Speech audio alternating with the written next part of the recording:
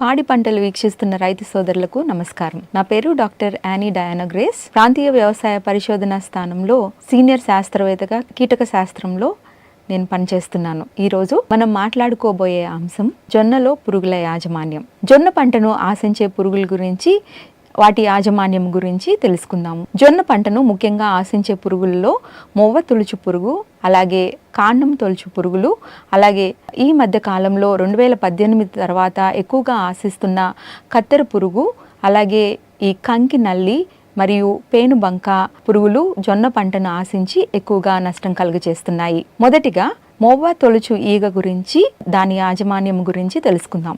ఈ మొవ్వ తొలుచు ఈగ మనకి మామూలు ఈగ కంటే చిన్నగా ఉండి దాని యొక్క లార్వా దశని మ్యాగట్ అంటారు. ఈ మ్యాగట్ కాండంలోకి ప్రవేశించి మొవ్వను తినడం వల్ల మొవ్వ చనిపోతుంది.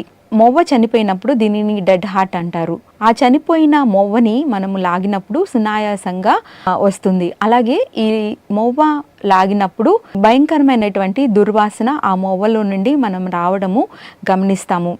ఈ మొవ్వ ఈగ సుమారుగా విత్తిన 30 రోజుల వరకు ఈ జొన్న పంటను ఆశించి ఎక్కువగా నష్టం కలుగజేస్తుంది.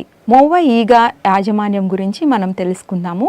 ఎక్కువగా ఈ జొన్న ఈగని మనము గనక ఆలస్యంగా విత్తినట్లయితే మొవ్వ ఈగ ఉధృతి పెరిగే అవకాశం ఉంటుంది. ఖరీఫ్లో అయితే జూలై 15 లోపు జొన్నను విత్తుకోవాలి. అలాగే రబీ పంట కాలంలో అయితే నవంబర్ కల్లా జొన్న పంటని విత్తుకోవాలి. ఆలస్యంగా విత్తుకోవాల్సిన అవసరం వచ్చినట్లయితే జొన్న విత్తన మోతాదును పెంచుకొని 10 నుండి 15 కేజీల వరకు హెక్టార్కి మనం గనక విత్తుకున్నట్లయితే ఈ మొవ్వ తొలిచే ఈగ ఆశించినటువంటి మొక్కల్ని మనము తీసివేయవచ్చు. తర్వాత దీని యాజమాన్యంలో ముఖ్యంగా విత్తన శుద్ధి మనము జొన్నకి చేసుకోవాలి. విత్తన శుద్ధిగా కేజీ విత్తనానికి మనము 3 గ్రాముల థయోమిథాగ్జామ్ కలుపుకొని విత్తన శుద్ధి చేసుకున్నట్లయితే ఈగను మనము నివారించుకోవచ్చు. మొవ్వ తొలిచే ఈగ ఉధృతి ఎక్కువగా ఉన్న ప్రాంతాలలో నేల తయారీ నుంచే మనము మెలకువలను పాటించాలి. నేల తయారీ అప్పుడు 2 గ్రాములు సుమారుగా ఈ కార్బోఫిరాన్ 3G గ్రాన్యూల్ని మీటర్ సాలుకి మనము వేసుకోవాలి. ఇలా చేసుకున్నప్పుడు దీని యొక్క ఉధృతిని తగ్గించుకొనవచ్చు. ఉధృతి ఎక్కువగా ఉన్నప్పుడు సైపర్మెథ్రిన్ 1 గ్రాము లేదా లాంబ్డాసైలిథ్రిన్ 5SC 2 మిల్లీలీటర్లు లీటర్ నీటికి కలుపుకొని విత్తిన వారం రోజుల నుండి 3 సార్లుగా 7, 14, 21 రోజులప్పుడు మనం గనక ఈ పురుగు మందులను పిచికారీ చేసుకున్నప్పుడు ఉధృతిని తగ్గించుకోవచ్చు. జొన్నని ఎక్కువగా ఆశించే పురుగులలో కాండం తొలుచు పురుగు ఒకటి. ఖరీఫ్లో గనక ఈ పురుగు ఆశించినట్లయితే మనము మచ్చల పురుగు అయినటువంటి కైలోని మనము చూడవచ్చు. అలాగే రబీలో గనక ఈ పురుగు ఆశించినట్లయితే సెసేమియా గులాబీ రంగు కాండం తొలుచు పురుగుని గమనిస్తాము. ఈ పురుగు ఆశించినప్పుడు దీని యొక్క లార్వా మొవ్వలోనికి వెళ్ళి లోపల ఆకులను తినడం వల్ల ఆకులు విచ్చుకున్నప్పుడు లేదా మొవ్వ విచ్చుకున్నప్పుడు వరుస రంధ్రాలను మనం గమనించవచ్చు. దీనినే మనము షార్ట్ హోల్స్ అంటాము. అలాగే మొవ్వ మీద కాండం తొలుచు పురుగు తిని మొవ్వని చంపివేసినప్పుడు మనము మొవ్వ చనిపోవటాన్ని గమనిస్తాము. దీన్నే డెడ్ హార్ట్స్ అంటారు. అలాగే కంకి ఏర్పడే దశలో ఈ కాండం తొలిచే పురుగు కనుక ఆశించినట్లయితే తెల్ల కంకిల్ని మనము గమనిస్తాము. కాండం తొలిచే పురుగు ఎక్కువగా జొన్న విత్తిన 30 రోజుల తర్వాత ఈ పురుగు యొక్క ఉధృతిని మనము గమనిస్తాము. ఈ పురుగు ఆశించిన కాండంని మనం చీల్చి చూసినప్పుడు లోపల ఎర్రటి కణజాలాన్ని మనం గుర్తించవచ్చు. అలాగే లోపల టన్నల్స్ను కూడా మనము గమనించవచ్చు. కాండం తొలుచు పురుగు నివారణ కోసము క్లోరాంట్రినిలిప్రోల్ 0.3 మిల్లీలీటర్లు లీటర్ నీటికి కలుపుకొని మనము పిచికారీ చేసుకోవాలి.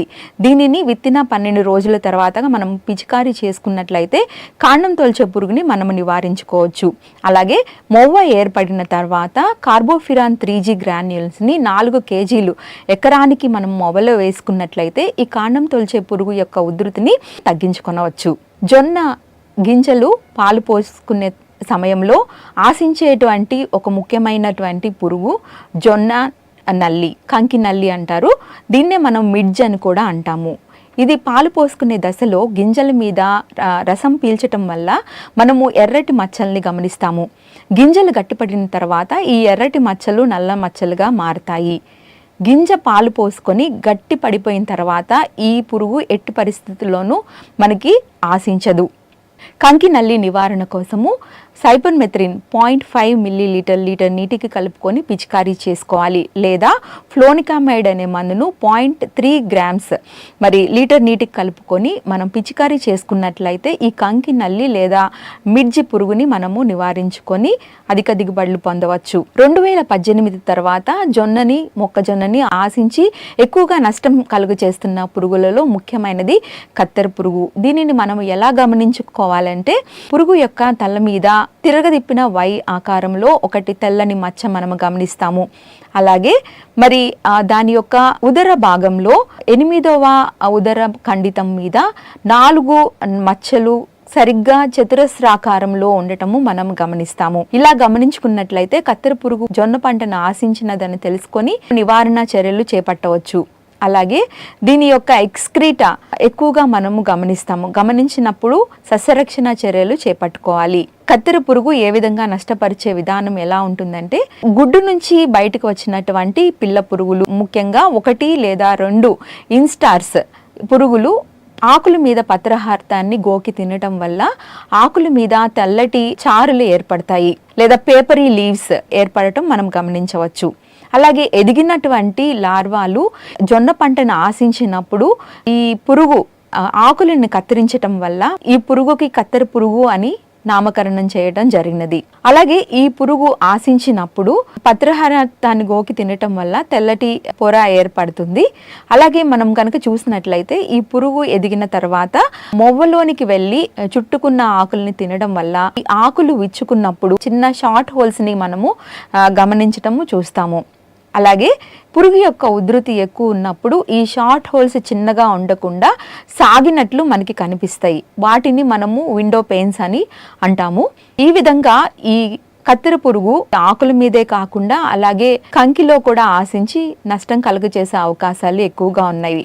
కత్తెర పురుగు యొక్క యాజమాన్య చర్యలు ఏ విధంగా చేపట్టాలంటే, లోతు దిక్కుల్ని మనం చేసుకొనటం వల్ల భూమిలో దాగి ఉన్నటువంటి కోశస్థ దశలు బయటకు వచ్చి దాని యొక్క ప్యూప కోశస్థ దశ చనిపోవటం జరుగుతుంది. అలాగే పంట చుట్టూ ఎర్ర పంటగా 4 వరుసలు నేపియర్ గడ్డిని వేసుకున్నట్లయితే మనము కత్తెర పురుగు నుండి ఈ జొన్న పంటని మనము రక్షించుకోవచ్చు. అలాగే ఎకరానికి 4 నుండి 5 లింగాకర్షక పుట్టలు పెట్టుకొని పురుగు యొక్క ఉధృతిని గమనించుకుంటా మనము ఎప్పుడైతే ఈ రెక్కల పురుగు రోజుకి 8 చొప్పున 3 రోజులు వరుసగా లింగాకర్షక బుట్టల్లో పడతాయో అప్పుడు పురుగు పంటను ఆశించి గుడ్లు పెట్టడానికి రెడీగా ఉన్నదని చెప్పి మనం గమనించుకొని సస్యరక్షణ చర్యలను మనము చేపట్టాలి. గుడ్లు గుర్తించిన వెంటనే మనము ఏరి నాశనం చేయాలి. అలాగే గుడ్లను గుర్తించినప్పుడు మనము ఈ ట్రైకోగ్రామా కిలోనిస్ గుడ్డు పరాన్నజీవి అనేటువంటి ఈ ట్రైకోగ్రామా కిలోనిస్ జీవిని మనము ఎకరానికి 20,000 చొప్పున మనము వారానికి వ్యవధిలో 3 సార్లుగా మనము వదిలినట్లయితే ఇవి ట్రైకోగ్రామా పరాన్నజీవి ఈ కత్తెర పురుగు యొక్క గుడ్లను ఏరుకొని వాటిని గుర్తించి వాటి మీద దీని యొక్క గుడ్లు పెట్టి వాటిని నాశనం చేస్తాయి. అలాగే కత్తెర పురుగు గుడ్ల నుంచి బయటకు వచ్చినటువంటి తొలి దశల్లో మనం గనక గమనించినట్లయితే వేప గింజల కషాయం 5% లేదా వేప నూనె అజాడ్రాక్టిన్ 1500 ppm మందును ఎకరానికి 1 లీటర్ చొప్పున మనం గనక పిచికారీ చేసుకున్నట్లయితే ముందు అస్తు దశలో ఉన్నటువంటి కత్తెర పురుగుని మనము నివారించుకోవచ్చు. తొలి దశ పురుగు నివారణకు మనము క్లోరిపైరిఫాస్ 500 మిల్లీలీటర్ల మందును కలుపుకొని పిచికారీ చేసుకున్నట్లయితే ఎకరానికి ఈ ముందస్తు దశలో ఉన్నటువంటి కత్తెర పురుగు యొక్క లార్వాలను మనం నాశనం చేయొచ్చు. పురుగు యొక్క ఉధృతి గనక ఎక్కువగా ఉన్నట్లయితే ఇమామెక్టిన్ బెంజోయేట్ ఎకరానికి 80 గ్రాములు లేదా స్పైనోసాడ్ ఎకరానికి 60 మిల్లీలీటర్లు 200 లీటర్ల నీటిలో కలుపుకొని పురుగు యొక్క ఉధృతిని మనం తగ్గించుకోవచ్చు.